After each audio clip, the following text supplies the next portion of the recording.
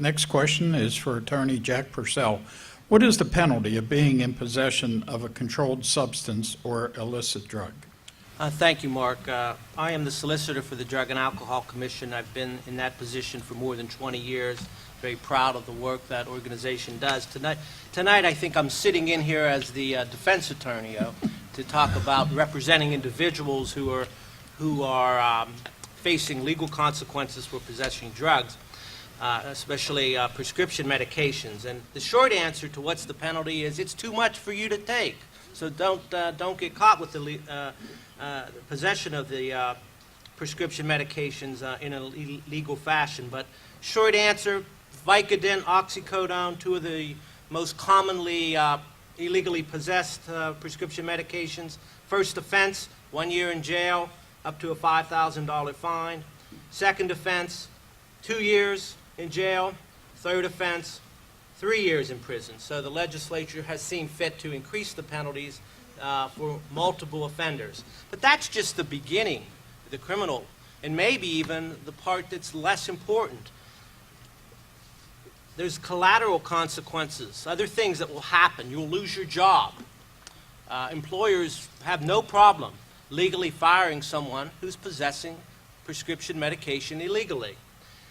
If you're on or seeking benefits, such as workers' compensation benefits, you're very likely to lose those benefits if you're illegally possessing prescription medication. If you're in school, you're subject to being expelled from school, whether it's college or public high school. If you have a license, such as to practice law, medicine, pharmacy, many other things that you need licenses for, nursing, you're in danger of losing your license. Essentially, committing such a criminal act can really affect your life from then on. Employers certainly look down greatly on applicants that have a conviction for the possession of illegal controlled substances, and that's what they look at it. They look at it as this. It's just as serious to someone who's deciding are they going to hire this person or that person for a job. They're not going to care whether it was marijuana or cocaine or whether it was illegally possessed Vicodin or oxycodone. We've talked a lot. I think maybe we've put a little bit too much blame on the doctors for some of this problem. I think, and District Attorney Hennick's touched on this, I believe, and the Secretary too. We're the lawyers here on the panel. I think we deserve a chunk of the blame too. And the reason I say that is we have never really come to grips with the essence of the problem of addiction. Legally, we've looked at it with more of a sledgehammer. We're just going to pound it and pound the addicts and think that's going to work. And I was very encouraged to hear Secretary Tennis in his opening remarks basically say that's not worked and that's not the policy that the Commonwealth is going to follow now, because that's the reality, and that's been the reality of the literature, the medical literature. Clearly, that doesn't work. What does work is a more united approach with some punitive measures, but with a more emphasis on treatment.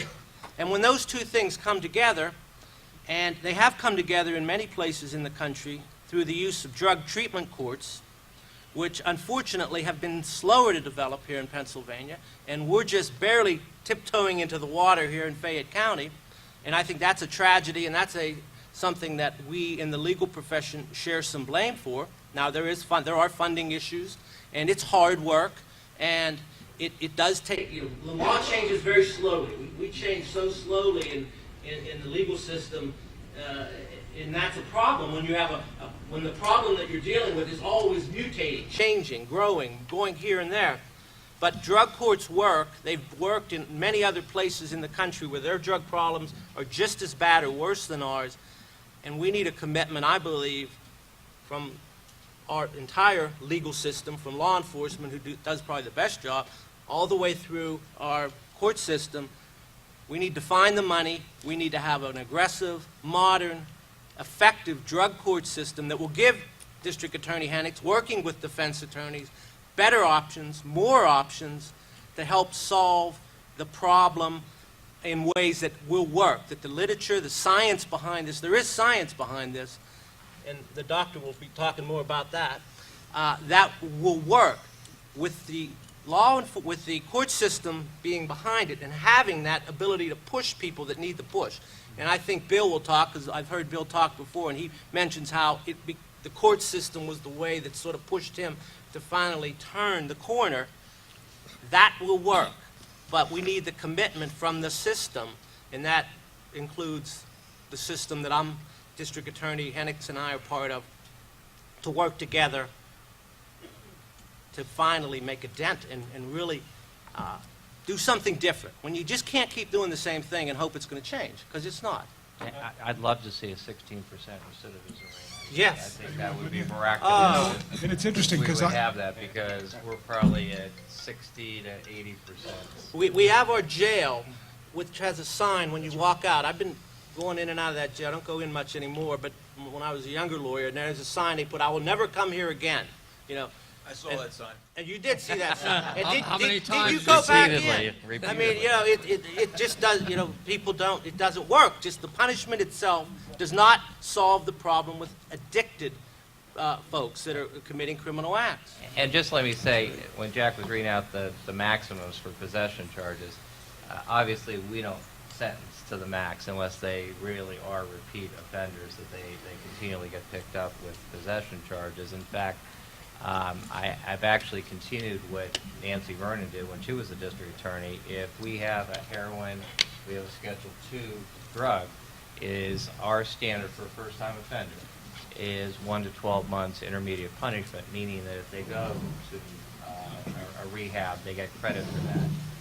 Or they stay out, they may have to pay for a bracelet for that 1 month, but we're hoping to encourage them not to go to jail initially, because we don't have enough room for them in jail. Plus, jail's expensive, and jail's not going to be the appropriate place. Although, you know, I've heard Bill say that sometimes jail was the place where he learned, and unfortunately, jail is a last resort in that sense. But it's a very expensive last resort, and there should be other avenues to pursue before that. So we try to encourage, in the sense of a Schedule II, in the 3 or 4 drugs, a lot of times we do probation. We're now talking about day treatment center. So we're trying to encourage that kind of entry into the system, that we're not going to put them in jail right away. Unfortunately, those are the ones that I talked about that keep coming back. And that 1 to 12 month sentence sometimes turns into 12 The 12 months, Yeah. and then we spend all that money on that rather than the money going to 6 months of treatment, Right. 4 to 6 months of inpatient treatment, which is really what the research shows the hardcore addict needs. You know, we talk about, the secretary talked about 50, you know, the maybe 45 days. Even that probably is not adequate for the hardcore addict. Absolutely. Actually, optimally for someone with a full-blown opioid or heroin addiction, I would think about 6 months, starting with 6 months residential. Right, 6. Stepping down into a recovery house with intensive outpatient and continuing to step down I don't would know be more. the pays for that. Yeah, and I've heard the analogy, But that's really Nobody clinically- right now. Clinically, that is optimal. That's where you're going to get right, your best that's where you outcomes. get and I heard some, and I don't know if it was Dr. Woolhandler, some doctor, or somebody told me this, it's like, when you only give people 10 days or whatever, it's like giving them 2 days of antibiotics. It just makes the problem worse. It really does not even come close to a solution. You know, Jack, another thing that people have to keep in mind is nobody wakes up one day and says, "I want to be an addict." I mean, it's yeah. I mean, let's be honest, okay? I mean, anybody who's an addict is done by accident. Nobody does it on purpose. So the problem is, you know, we have to have things in place to help people. Let's be honest. I mean, we need the money in there. We need. Let's, we need well, you'll have support. time afterwards to speak. We need to support people who need help in whatever issue it may be. And this is a very big issue. So we need to have these policies in place, and we need to have these programs in place. It's huge, it's big, and we have to find ways to do it. And we have to, you know, ask for the help. I mean, it's there. We need the money, too. Yeah, we need the money. We need the money and the commitment. Absolutely. But we have to get that help. Okay, we're going to move on to the next question. This is for Steve Contaxis. What is the Drug Task Force? Yes, and thank you to Fayette County Drug and Alcohol for inviting us to be here tonight. And thank you to the audience for being here and being involved in this important subject. The Fayette County Drug Task Force is a law enforcement agency under the District Attorney's Office. My boss is sitting right here next to me, Jack Hennigs. And essentially, our main mission is to investigate and combat illegal drug trafficking in Fayette County. Well, how do we do this? One of the ways that we do this is that, of course, we depend on the community, and we depend on the community to give us information, to tell us about things that you see, things that you hear, and we depend on the community as any law enforcement agency. We also leverage other law enforcement agencies, such as the Pennsylvania State Police, FBI, DEA. We work hand in hand. We try to bring other resources into Fayette County. And I want to just say that we are funded by the Pennsylvania Attorney General's Office, and we're also funded by our Fayette County Commissioners, who, as of 2013, saw the need to step up and to provide additional funding for the Fayette County Drug Task Force. I do want to give you a couple of telephone numbers that, and just tell you a little bit about how can you get in contact with us. Well, first of all, if you have information related to drug trafficking and you want to give us a call, you can call and you can choose to call anonymously if you want to. The number is 724-415-3100. Now, one of the supervisors may answer the phone. You don't have to give your name. If you want to give your name, that's fine. You may get a recorded message. You can leave a message. If you want to call back, tell us you want to call back, and we will call you back. Give us your phone number. Because remember, a lot of times, we get anonymous information, and we may have more questions. Well, if we don't know who called, and you don't want called back, then we can't call you back. But if you do give, the more information that we can get from you, the better it is for us to be able to work a case and be able to investigate. The other thing you can do, if you want to send us a fax, you can do so, and that number is 724-415, and that's 3101. So if you want to go down to your local COGOs and send a fax to us and have it be anonymous, that's fine. Or if you want to send us an email, you could do so at drugtips@zoominternet.net. drugtips@zoominternet.net. So if you feel like you want to send an email, that would be fine also. Our agency consists of about 52 county detectives, and the county detectives are all members of municipal police departments within Fayette County. So we get right down to the street level. These folks know what's going on in their communities. We also have a volunteer group from Fayette County Emergency Medical Service, and these people volunteer as what we call tactical medics. And these are the people that go along with us and on raids, for example, and they're the ones who are there to help keep us safe, provide medical care. We always, I never turn down offers to help, and we've had people in the community to offer, how can we help you? And let me just say that we never turn down offers to help us. Thank you. Okay. And let me just say, and I didn't want to steal some of Steve's thunder because I know he's going to speak to this, but we have, I believe at this point, for the last year, we had about 150 plus cases that we have been following through the Drug Task Force. And as Steve indicated, these are retail operations. These are down to the street level, the house level, the neighborhood level, because some of the concerns, obviously, that I've expressed about treating addicts is that I have no compunction about putting drug dealers in jail. And we do that over and over again in Fayette County, and we do it largely as a result of what the Fayette County Drug Task Force does.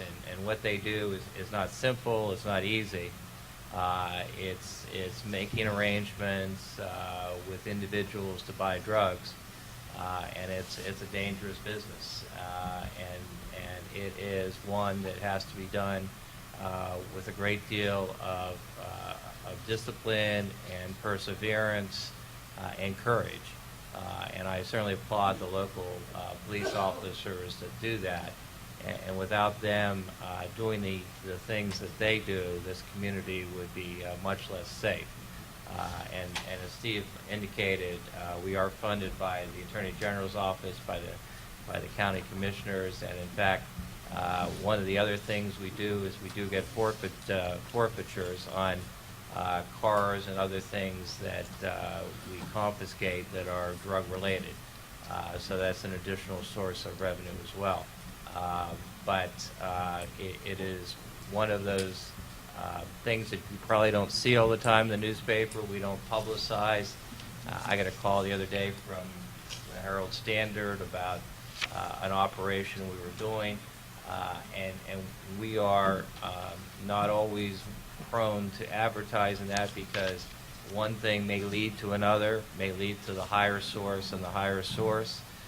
And that's sometimes why we don't see things in the paper about drug bust and things like that, but they're going on, and they're going on in an effective way, and in a way that we're going to keep doing in Fayette County. By the way, in terms of, Jack mentioned the volume of our caseload, and from the time that I started with the agency, which was about 2006, our caseload has tripled. And this year, I can tell you that it's growing. We just completed the first quarter, and I think I'm up to about 60 cases already in just the first quarter alone. So, you know, just the resources for us is a very difficult thing because we need resources to be able to keep up with the cases. Steve, does a 911 call bounce over to you? Somebody wants to can they get to you that way? Well, generally, the 911 calls, if it's an emergency call, it'll bounce to the police department. But, you know, information could come that way. If it's a non-emergency, it will be better to call the numbers that I gave you rather than tying up the 911 system. Okay, thank you very much. We're going to move on to the next question. We're back to Elaine. What is drug and alcohol treatment, and does treatment really work? I never thought I'd get that question. Does treatment really work? All right. What is treatment? It is the port in the storm for people who are addicts. This is where they have somebody to talk to and open up to, where they don't have to feel ashamed, where they can talk to educated people in the addiction field, where we can determine what level of care, and you heard something about the level of care, inpatient, halfway house, outpatient, those different levels of care. But we do so much more because you forget an addict is a person. And that person has a lot of areas in their life that they are struggling with. So somebody comes to us, they may not have insurance. And by the grace of God, we do get some monies in order to send them places. They come to us with mental health conditions that have never been addressed before. We help to direct them where they can get mental health counseling. So many of them have never had good medical care. We help them hook up with the Department of Public Welfare to see if we can get them some medical coverage. So many of them have never had any doctor care. And because we have a wonderful doctor who is willing to listen to people and help them in all aspects of their life, for the first time maybe in years, they get help. They get medical help. So what does treatment do? We pick up the person and we hold them. And we help them develop skills and coping mechanisms. Now, does it work all the time? That's a loaded question. Because if we know that addiction is a chronic relapsing disorder, then we know that sometimes it takes people a while before they really get it. What we hope is that they don't die along the way. That's what we hope. Treatment oftentimes has been looked as the miracle cure. Well, I send, and we get this from a lot of individuals. They send their family members to treatment, and you never see them. You never see the rest of the family members.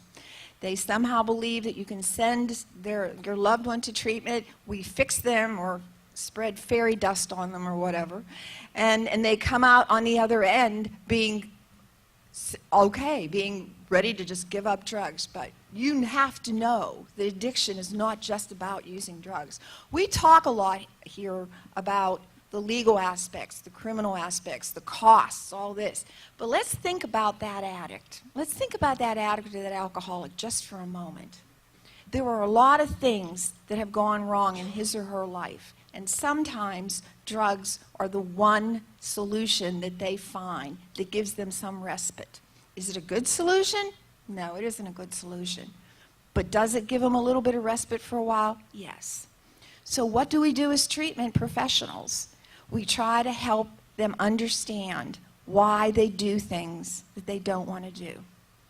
I had a girl in my office today, heroin addiction. Well, because Dr. Bob has helped her with that, but unfortunately she hasn't really worked with the rest of her addiction. She's now using cocaine. And so she sits in my office with track marks all over her arms, crying on what a terrible person she is. That's what we work with every day, to let people know that they're good human beings who happen to get this addiction, which causes them to have bad behaviors. And I don't know many other forums, other than 12-step meetings maybe, in which somebody can walk in and they aren't judged as being a bad person. And I can honestly say, within our agency, we look at people as people, and we do everything we can to help support them emotionally, spiritually, mentally, and also physically. And that's all we do. Thank you. Elaine, just let me, one of our advantages that I had is we had a caravan that went around last year to various schools. And one of the stories that I was struck with, and I'll let Elaine relate this because I've certainly used it, and I told her I was going to use it and attribute it to her. But it was involving a person that was on his way to try to recover, but telling Elaine how hard it was because everybody thought he was going to be a failure. And go ahead, you can tell that better. No, you tell the story. I want to hear it. She related that this gentleman came in after he'd been in treatment and came to her and said, you know, everybody expects me to fail. Everybody, my family, my friends, law enforcement, a district attorney probably, everybody thinks that I am going to be an addict for the rest of my life because I've repeatedly failed to recover, I've relapsed, I've gone about doing things that I really didn't want to do, ended up in law enforcement. And to him, one of the hardest things to him was not to live up to those expectations. And I was struck by that, and I'm still struck by that because I think that shows some of the things we talked about way back when was hope. And I think that certainly has to be the message, obviously tempered by the realities of addiction and the situation that Steve and I and everybody else here has to deal with.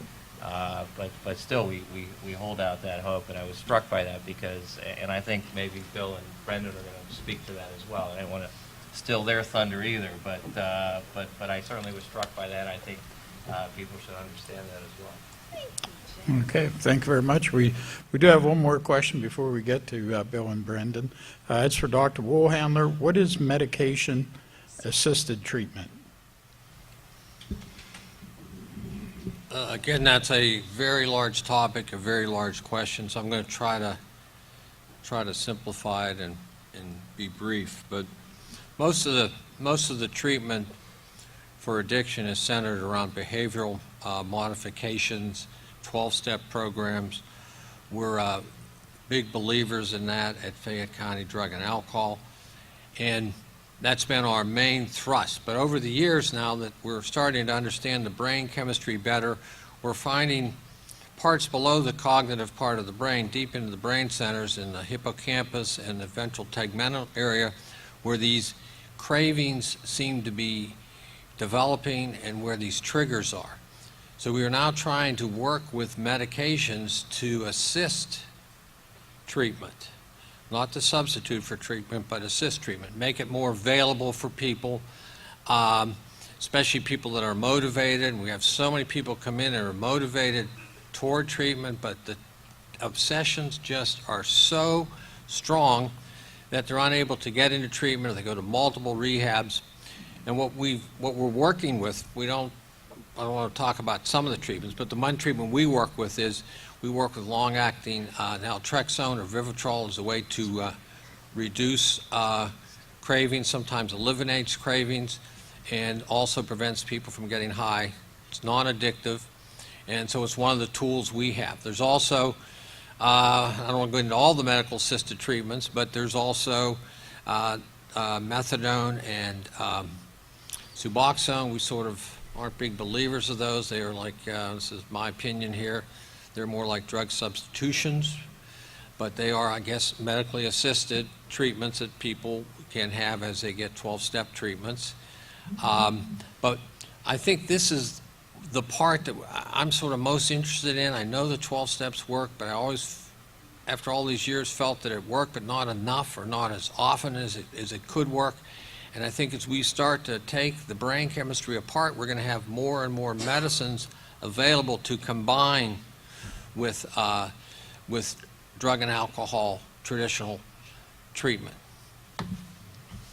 Okay, thank you very much. Okay, now we're going to have Bill and Brandon relate their stories. I will start with Bill. Can you share with us your story about your journey to recovery? Sure. Well, I mean, the first thing I want to say, I guess, is that, you know, I want to recognize, you know, the importance of something like this. This is a problem that I've struggled with my whole life. I've been sober for 4 years, 10 months, continuously, from all mood and mind-altering chemicals pushed or prescribed. It's very important that I say that. And, you know, I just want to say, as I was sitting here listening to the, you know, to the conversation, and how much I've learned, you know, myself, because of all the, we've done this, about a half a dozen times now all over the county, which has, you know, prompted me to really look at the issue and to read more and to get more into the research, you know, behind some of the treatment methods and behind some of the statistics and just how big the problem is, and it's been very eye-opening. I mean, I had a sense of it from my own experience in my lifetime. I was an active drug addict for more than 20 years. Intravenous heroin addict, crack cocaine, alcohol. I've been to jail many times. Fayette County was one of them. I've been to rehab 8 times. I've been in 3 different halfway houses. And that was all before I got clean. And I've been on the methadone program twice. I've been on the Suboxone program once, again, before I got clean. And so I had a considerable frame of reference for what it was like to live the problem and see what it was like from the inside. Now, having been clean for almost 5 years, you know, and being a part of this, and I want to thank Erica for, you know, kind of pushing me to do it. It's really given me a perspective on the problem on a larger scale. And I just want to say, you know, first, you know, my heart goes out to the parents. I feel bad for parents these days because and as the father of a drug addict, you know, my mother was an alcoholic. I'm a recovering drug addict. My son, thankfully, came into recovery in this last year.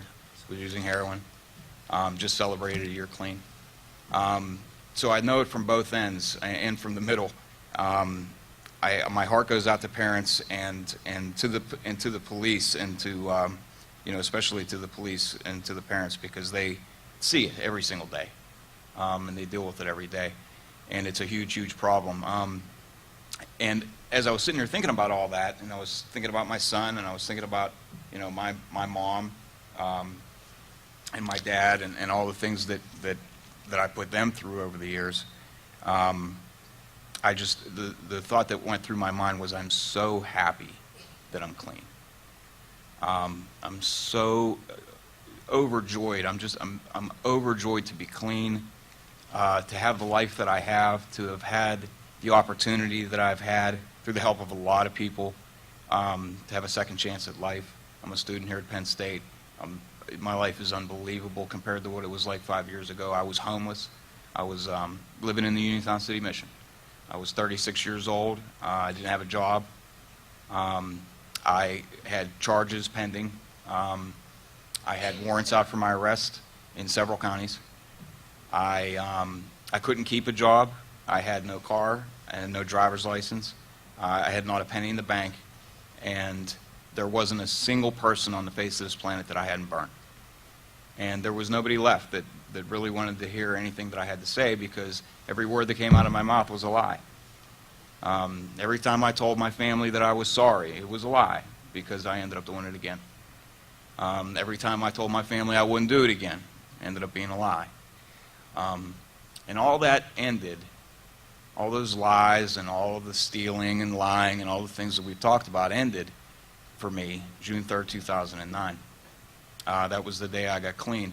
I got out of an inpatient, and I was there for a short period of time, 13 days total.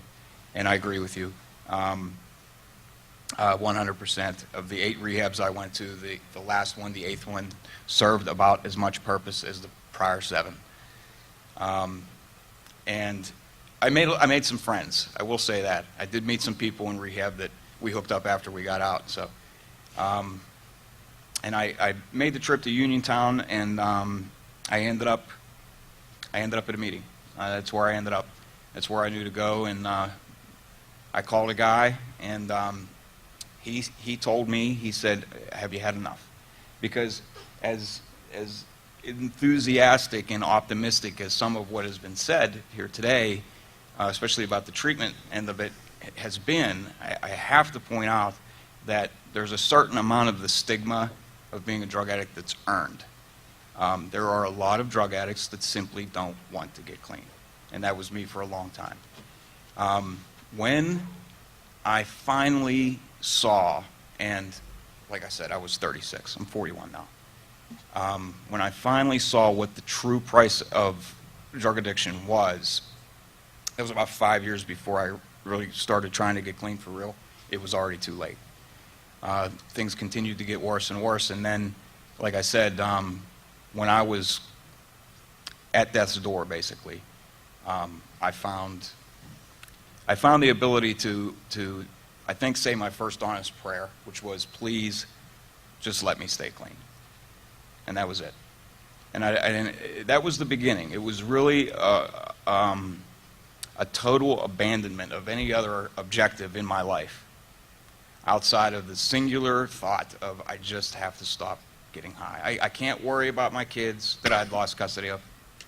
I can't worry about the money that I don't have, or the job that I don't have, or the house that I don't have, or any of these other things, because none of that's going to matter if I can't stop getting high. If there's one thing that I want to say to the families that may be here that are struggling with family members, and I'm sure that they're here tonight, the only thing that I can say is pray. Don't lose hope, but don't help them. Don't help them. Say no. Tough love from the families is really the only thing you can do. You can push them in the direction of treatment. You can push them in the direction of going to get help from other people. But other than that, there's not a whole lot you can do. Every penny you give them, trust me, I'm telling you, it's going to go to drugs. Other than that, when I heard, the conversation about what addiction is, you can take the flip side of that in a lot of ways and talk about what recovery has been for me. Addiction was a coping mechanism, and the brain chemistry and all that nonsense, that's fine too. But I was 12, and I learned how to cope with my life and my insecurities and my problems. I learned how to cope with the guys that were taller than me, the guys that were faster than me, the guys that got the girls that I couldn't get, or whatever. I learned how to cope with the families that had parents that were still married and I didn't, by taking a chemical, because I was 12, and it was there. And as time went on, that friend, that relationship that Elaine was talking about, betrayed me. And like I said, by the time I figured it out, it was too late. Becoming psychologically, physically, emotionally, completely dependent on a drug. It was the only way out. It was the only way out of how I was feeling. At least I thought that for a while. And in recovery, it has been the opposite. 10 days is clearly not enough time. When I had about 11 months clean, me and some friends of mine started a house here in Uniontown, and you talk about treatment options. There are places that exist. They're not that easy to find sometimes, and they're hard to fund. But it's been up and running for about 4 years now, and I can tell you very simply the way that my friends and I stay clean is that we stay away from people, places, and things. We don't go into bars. We don't go around people we used to get high with, anything like that. We pray. We try to develop a relationship with a higher power. It can be however you define it. God, for me. And we try to help other people. And for the last 4 years, the house has been up and running, and that's basically it. It was a slow process of building new behaviors that took the place of the old behaviors. Everybody lies. Raise your hand if you don't lie. Okay, good. But as a drug addict, I took lying to a whole nother level. It became a survival mechanism. Everybody steals from time to time. Somebody's stolen something in here. Even nuns steal pieces of candy sometimes. At least I'm going to say they do, for the sake of argument. But I took stealing to a whole nother level because it was a survival mechanism. In Maslow's hierarchy of needs, has everybody seen the pyramid? It starts off with like safety, security, food, shelter. It goes on up through the levels of, belonging to something, and then higher calling, and it just builds to the top where you have a purpose in life and stuff. Drugs compete for everything on that list, and they take precedence over everything else on that list. So, and I'm saying this to try to give an idea of what it's like. And recovery, in many ways, is the opposite. To the extent that you are self-centered and selfish and self-seeking, you have to try to be less so. And it's a struggle. Less so in recovery. To the extent that you chased after the drugs, you have to be willing to chase after things of a spiritual nature, helping other people, trying to tell the truth. Like I said, I was a liar, and now I try my best to tell the truth. And that's what basically has been the journey, with a lot of help from other people. When I showed up at my first meeting, a guy grabbed me by the hand, and he said, "Come with me if you want to stay clean." Took me out of the mission, put me on his couch, fed me every day, stayed with me 24/7. I wasn't allowed out of his sight for the first 90 days, which is how we run it at the house. 100% supervision for the first 90 days, and based on the willingness of the person in that 90 days, we'll make a decision at that point as to whether or not they're able to assume more responsibility. We don't encourage, as a matter of fact, we strongly discourage new members of the house to carry money, to have a cell phone, to have access to a car, because every single one of those things equates to a bag of dope or a pill or a drink. You have to understand the currency of drug addiction. The currency of drug addiction is anything. Absolutely anything. I went to the drug dealer's house one time with 6 old CDs, a toaster, and 3 hats, and got what I wanted. So you have to understand that kind of stuff. You have to understand what it is to be a drug addict in order to really help a drug addict. And that's what recovery has done for me. One thing I do want to, before I close, say is that I really hope that the treatment mindset that has been in place, and like I said, I've been through the ringer, I know what it's like, will begin to, hopefully now that the light is being shed on the problem of prescription drug prescribing and overprescribing, is going to move away from drugs like methadone and Suboxone, which do not help, and more towards the behavioral health side of things, more towards the operant conditioning. That's basically what addiction was. I was conditioned through, I was the rat in the box, hitting the lever. That's what I was. I was the rat in the box. Steal this, get a thing. Steal, whatever. And in recovery, it has been, it's a tough road at first, but it's been extremely rewarding. And I just want to emphasize that. I hope that it'll become more of a behavioral health issue and less of a medication-assisted issue as time goes on. Thank you. Thank you. Okay, Brandon, can you share your story and maybe how yours was a little bit different from Bill's? Surely. My name is Brendan Rennie, and I am a white Christian heterosexual male from a wealthy family with no major physical problems and really not many mental problems aside from depression and addiction. And having said that, if you were to look at my life on a piece of paper, you might think that, I won the lottery the day I was born and that nothing bad should have ever happened to me, but I am not sitting here right now because I got a PhD or because I'm a lawyer. I'm sitting here right now because in the last 11 years, I've been to 8 different rehabs and more AA and NA meetings than, there are stars in the night sky. And the reason why I mention that is because one of the questions that was asked earlier is, what does an addict look like? An addict can look like me. Despite all of the many blessings that I was born into, I was just as much a heroin addict as, many other heroin addicts who also had perhaps many more reasons to justify being that way. One of the first things that struck me when I got into recovery and would go to meetings was I would hear people talk about their lives and what had happened to them. And I mean, they're just horrific stories. The scariest story you'll ever hear is in an AA or NA meeting. And I thought, wow, I don't have anything like that. That doesn't mean like my life's perfect, but in comparison, I don't have these stories. And eventually I realized that it doesn't really matter. Addiction is, an equal opportunity kind of ailment. It doesn't care about your background, your race, your religion, your gender, absolutely any of that. Anybody can become an addict.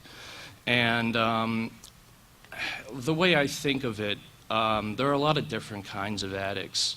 For me personally, it's sort of like a birth defect where some people are maybe born without a leg. I was born without self-control.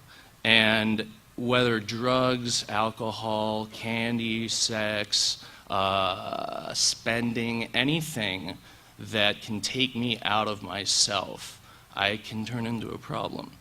The only thing that's not true of, I hear that some people get addicted to exercise, and I've not been able to do that. But there's still time. So, and I'm fortunate that I'm like that because I was as much of an alcoholic as I was an addict, and I do not have memories of the good times. Any good time, if I were to try and tell it to you right now, I'd be leaving out a big part of it that was like the bad time. So I don't have any kind of I don't miss it or anything like that. And because of that, I still go to AA and NA meetings. I go to them regularly. And the program fits me to a T. Like if you read the big book, you will be reading about me. But I also have known many people for whom, that's not true and they can't say the same. Just very recently, I met a woman who was a binge user, which means that unlike me, where I used all day, every day, she can go for 4 or 5 days without getting high. But when she does get high, she breaks out in handcuffs is a common phrase that they say at meetings. And is she an addict? I mean, I took her word for it, But for her, she really struggles with the idea of powerlessness. And I get that. For me, I can say I'm powerless over alcohol and drugs, and that when I take a drink or I use a drug, it becomes extremely difficult to stop that behavior. But I've been in rehabs with people who never started drinking before 5 p.m. And you know what? You can still get physically addicted to alcohol. You can still get a DUI if you never drink before 5 p.m. You can get cirrhosis if you never drink before 5 p.m. But to some extent, you know, unlike me, they didn't get drunk first thing in the morning. And that's really why I'm here, is because what worked for me was a combination of meetings, as well as intensive outpatient, and as well as various medications. I think that addiction is a very complex and multifaceted issue, and it can require a very complex and multifaceted treatment in order to have the best possibility for success. And it depends on everybody, you know. As I said, there are many different kinds of addicts. A heroin addict and an alcoholic are both addicts, but they will probably have very different experiences. And their ways of getting clean and sober might not necessarily be the same, and there's nothing wrong with that. I'm a big fan of AA and NA, and I very frequently try and convince people who, for whatever reason, do not like AA or NA to try and go to meetings with me. And you know, the first thing that they mention is the whole spiritual aspect of it. And as Bill said, it's a higher power of one's understanding. It does not have to be God. But people get hung up on that. And for me, the value of AA and NA is that I think that people who are not addicts could really benefit from the 12 steps.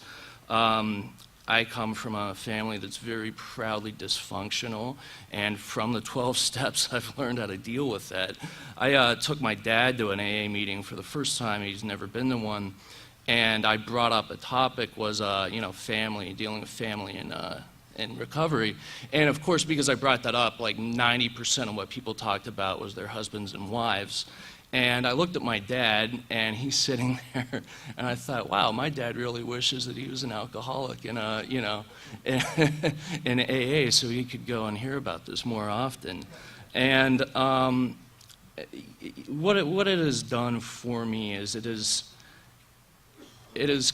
given me a way to hold myself responsible. Like, for me, it wasn't so much about finding God, but for like realizing that I'm not God, and that I'm a part of a world that is not necessarily more important than me.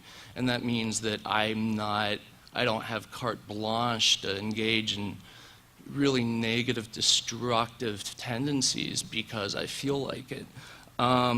It has allowed me to recognize when there are situations that are out of my ability to control. One of the biggest things I've learned in my life is the ability to recognize when I just have to step back from something because there's nothing I can really do to change it.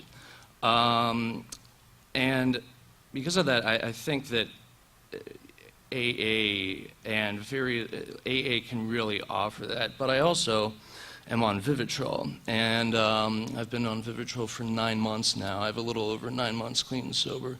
And when I first got on Vivitrol, I was trying to go to meetings, and I wasn't hearing anything because my cravings were so bad that, I mean, it was like my ears basically didn't work. I was hearing all the information I needed, but I wasn't remembering any of it. I was so caught up in these constant cravings, and I really cannot describe it if you've never had it, and consider yourself lucky. It's definitely nothing to ever hope to experience. But for me, I went on the Vivitrol shot, and I really didn't want to get it because in the back of my mind I thought, like, you know, they're going to clip my wings. What am I, you know, what if I can't get high anymore? Like, you know, a bunch of ridiculous stuff. I mean, my concern was, what if I still really want to get high?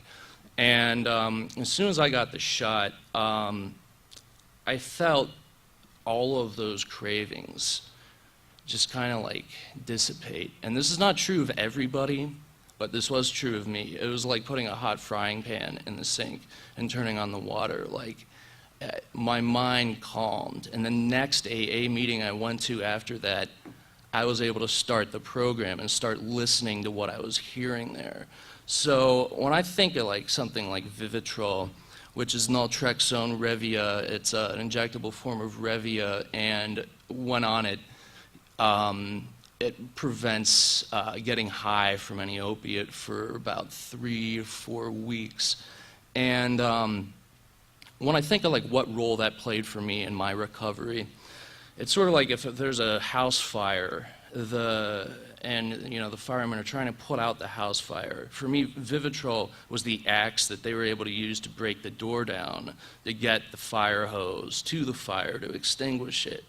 And of course, in saying that, Vivitrol alone was not gonna, get me clean and sober. There are plenty of other drugs that I've gotten addicted to for which they're not blockers. But it gave me breathing room, and it gave me an opportunity to have 3 or 4 weeks, no matter what, when I was not going to be using my drug of choice. And it gave me the chance to make recovery work for me. I think that very recently I was speaking to somebody. I was at this event, sort of like this, that Congressman Murphy held at St. Vincent College, and while there, he introduced me to a woman who had just lost her son from a heroin overdose about 6 months prior, and in front of a room of there was like 150 people there. He had me look right at her, and he asked her, "Do you have anything you want to tell him?" And the look in her face, I saw exactly what happened. The first thought in her mind was, well, why you? Why are you here? Why is my son not here?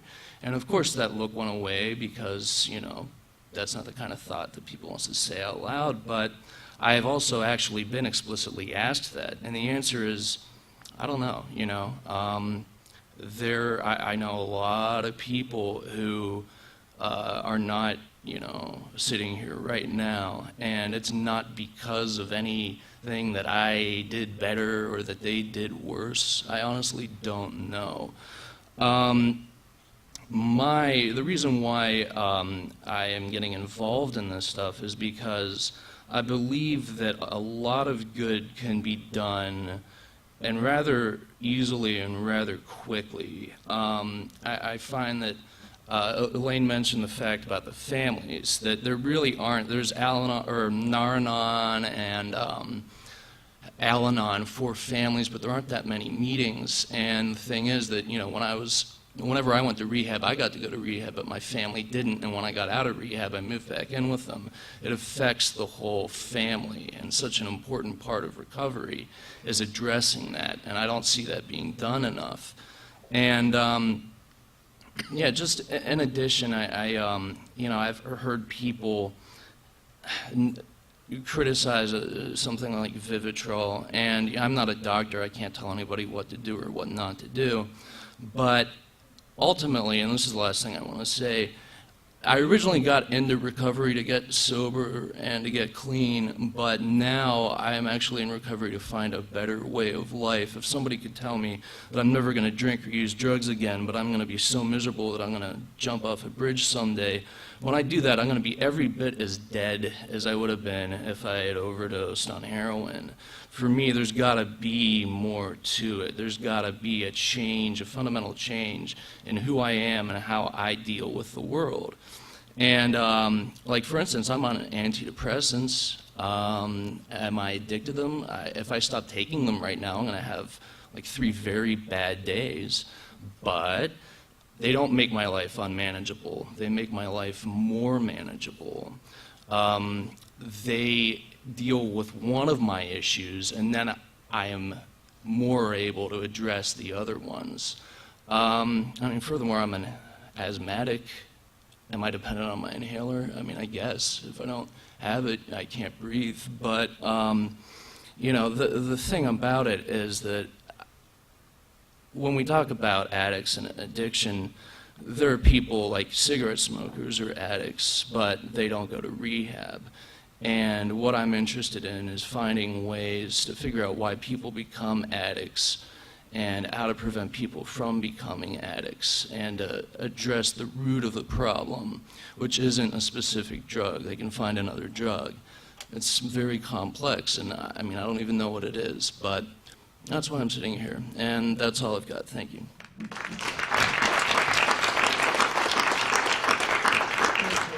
Thank you very much, there, Brandon.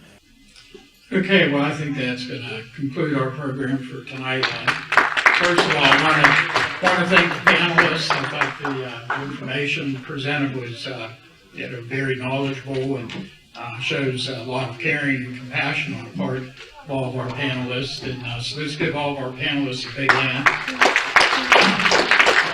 Also, we want to thank the good folks at the Fayette Drug and Alcohol Commission for having the forum. Also, the Penn State people, and also our local officials who showed up here tonight.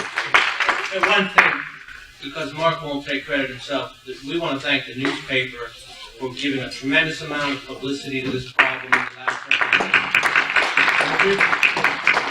I did want to say that. I'm the editorial page editor for Herald Standard, and we have been doing a series of stories, and I hope that people do follow them. And if you have any comments or any suggestions or any ideas for anything that maybe you think we should look into, we certainly are more than willing to listen and to try and work with the community. So I think that wraps it up, and thanks for everybody.